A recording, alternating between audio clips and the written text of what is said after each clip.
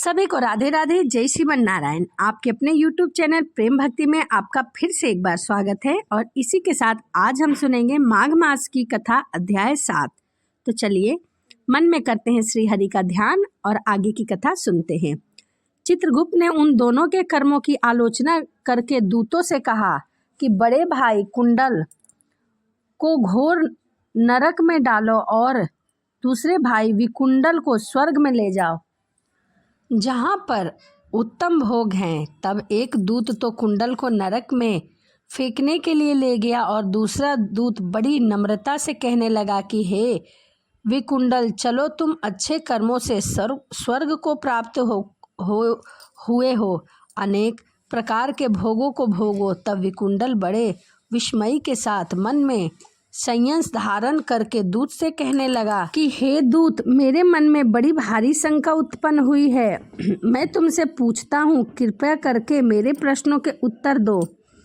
हम दोनों भाई एक ही कुल में उत्पन्न हुए, एक जैसे ही कर्म करते रहे। दोनों भाइयों ने कभी कोई शुभ कार्य नहीं किया, फिर भी एक को नरक और दूसरे को स्वर्ग प्राप्त हुआ क्यों? मैं अपने स्वर्ग में आने का कारण जानना चाहता हूँ। तब यमदूत कहने लगे कि हे विकुंडल, माता पिता पुत्र पत्नी भाई बहन से संबंध जन्म के कारण होते हैं और जन्म कर्म को भोगने के लिए ही प्राप्त होता है। जिस प्रकार एक वृक्ष पर अनेक पक्षियों का आगमन होता है, उसी तरह संसार में पुत्र भाई माता पिता बहन का भी संगम होता है। जिनसे जो जैसे कर्म होते हैं वैसे ही कर्म भोगना पड़ता है। तुम्हारा भाई अपने पाप कर्मों से नरक में गया, तुम अपने पुण्य कर्म के कारण स्वर्ग में जा रहे हो। तब विकुंडल ने आश्चर्य से पूछा कि मैंने तो आजन्म कोई धर्म का कार्य नहीं किया, सदैव पापों में ही लगा रहा। मैं अपने पुण्य के कर्म को भी नहीं जानता कि मैंने पुण्य कब किया। यदि तुम मेरे पुण्य कर्म को जानते हो तो कृपा मुझे बताओ।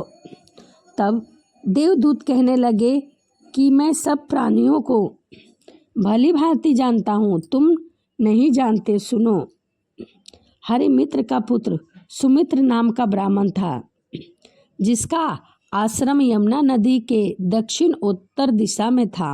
उसके साथ जंगल में ही तुम्हारी मित्रता हो गई और साथ ही तुमने 2 बार माघ मास में श्री यमुना जी में स्नान किया था। पहली बार स्नान करने से तुम्हारे सब पाप नष्ट हो गए थे और दूसरी बार स्नान करने से तुमको स्वर्ग की प्राप्ति हुई थी।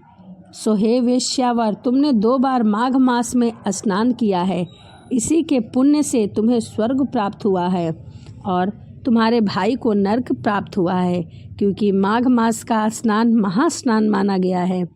इस माघ के महीने में जो भी व्यक्ति स्नान करता है उसके सभी पाप धुल जाते हैं।